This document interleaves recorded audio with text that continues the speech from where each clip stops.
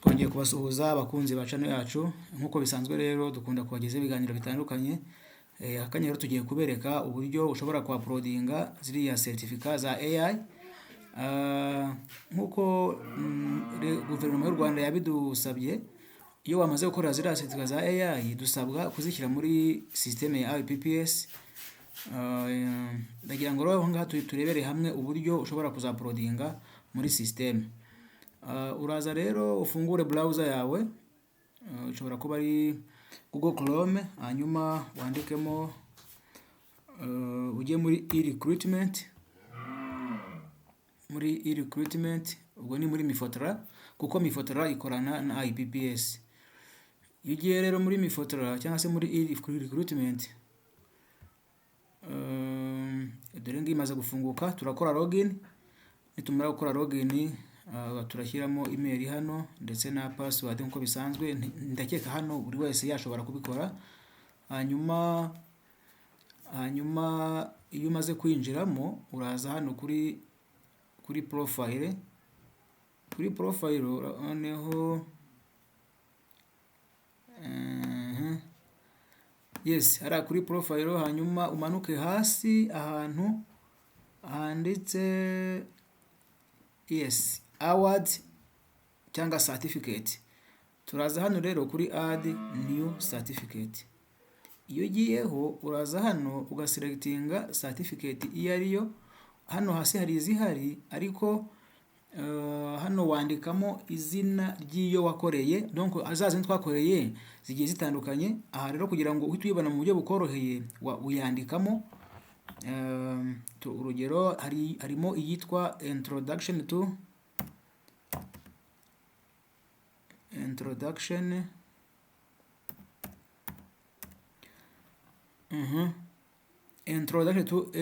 artificial intelligence, irimo muzo twakoreye hariya. Noneho hano uze hano uhitemo umwaka yatangiwe, maybe ni 2025. Noneho uze hano kuri institution yayitanze, ni EBM skills. Donc niyo ugiye kuri ya certificate ukayifungura, iriya yitwa Introduction to Artificial Intelligence. Ni iyi ngiyi. Iyo uyifunguye uhita ko ubona izina ryayo, ndetse ukanabona ikigo cyayitanze. Urabona yitwa Artificial Intelligence, Introduction to Artificial Intelligence. Hanyuma rero ikigo cyayitanze ni iki ngiki cyitwa EBM Skills Build. Ubwo rero natwe muri hahandi turimo turayuploadinga, turandikamo ngaha yes, turandikamo EBM Skills Build. Build. Hanyuma hano tuze kuri attach cyangwa se browse. Niho tugiye gushaka ya certificate yacu hahandi isevinze.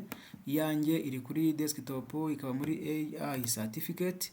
Hanyuma yitwa introduction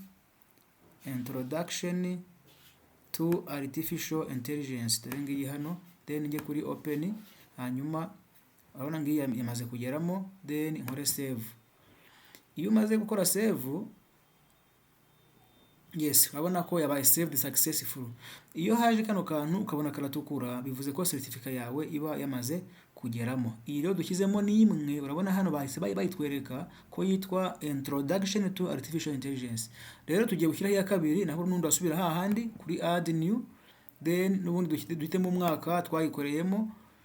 Niba waramaze kuyibona twamaze kujya muri 2026, niyo uri buhitemo. Ariko niba wamaze kuyibona ugeze muri ukiri muri 2025, niwo n'ubundi uri buze guhitamo. Aha rero n'ubundi turandikamo izina ryayo, harimo iyitwa reka turebe muri za zindi. Dore ngizi hano. harimo iyitwa Exploring Artificial Intelligence.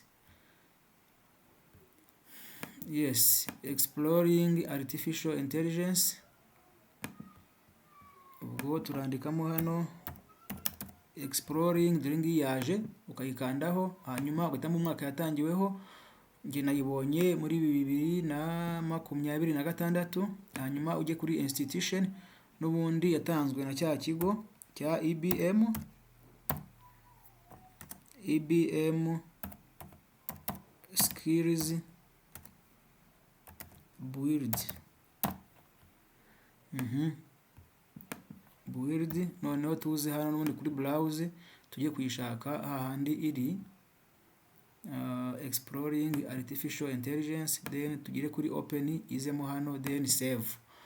Nikoze save nayo ihita ijyamo, ubona ko yamaze kujyamo automatically kandi mu buryo buri successful. Ngizi zimaze kuba ebyiri, nayo yamaze kugeramo. Turongera n'ubundi dushyiremo iya gatatu, yitwa 1 million. Sorry, 1, dore ngiyi 1 million prompters yatanzwe n'ikihe kigo. Kugira ngo utaza kwibeshya neza, urajyayo kuri ya certificate yawe hamwe iri, uyifungure urebeho ikigo cyayitanze ari ikihe. Dore ngiyi yitwa 1 million prompters. Noneho numara kuyifungura, irahita ikwereka ikigo cyayitanze.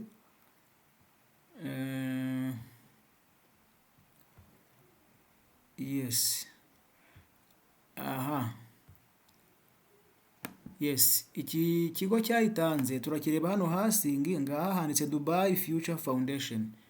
Ubwo urahita uza n'ubundi kuri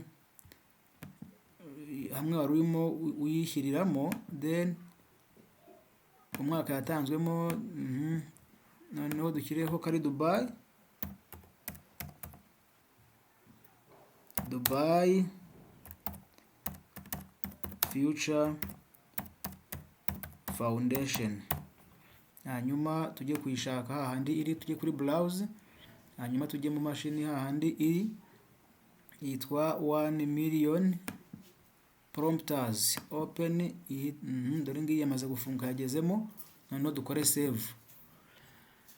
Iyo umaze gukora save, ihita iba saved automatically cyangwa se successfully. Zimaze kuba 3. Hanyuma dukomeze nanone, twongeremo indi nanone. Katurebe muri za zindi hasigaye yihe. Ngizi hano hasigaye AI literacy. Yes, AI literacy nayo tuyifungure, turebe ikigo cyayitanze kugira ngo tutaza kwibeshya. Iyo umaze kuyifungura, nayo yatanzwe na IBM Skills Build. Yes. Ubwo tukiri kuri ya system yacu, n'ubundi iyi certificate yitwa AI literacy. Dore ngiyi hano uyihitemo, hanyuma uze ku mwaka yatangiwemo. Reka turebe umwaka irimo uyiriho. Okay, ni 2026. Dore ngiyi hano urabona. Hanyuma nawe niwo tuza kwandikaho hano. Yego, niwo tuza guhitamo. Hanyuma tujye kuri institution yayitanze, n'ubundi ni IBM Skills Build. Yes. Hanyuma tujye kuyishaka hiri, noneho tuyishyiremo. Yitwa AI literacy ngiyi hano, then ngiyi yamaze kugeramo. Hanyuma dukore save nkuko bisanzwe.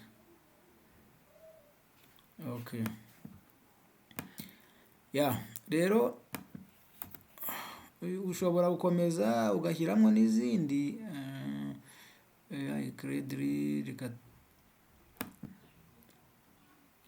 Okay, rero hano iyo umaze kuzishyira muri Mifotora, automatically ziba zamaze no kugera muri IPPS, kugira ngo tureko zirimo naho n'ubundi. Fungura indi tab, noneho twinjire muri IPPS. IPPIS, hanyuma nkuko n'ubundi tubizi ikorana na Mifotra. Dukore login nk'ibisanzwe, ngiyi login, hanyuma dusendinge OTP kuri email, hanyuma tugende email tucekinge ya OTP kuri email. Okay, dore OTP kuri email, OTP yaho dore ngiyi.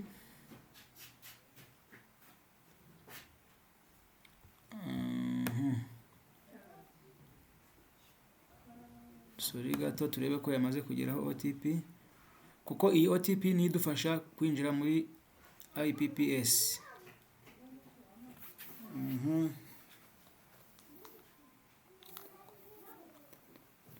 Yes, OTP ngiyi hano 048728 048728.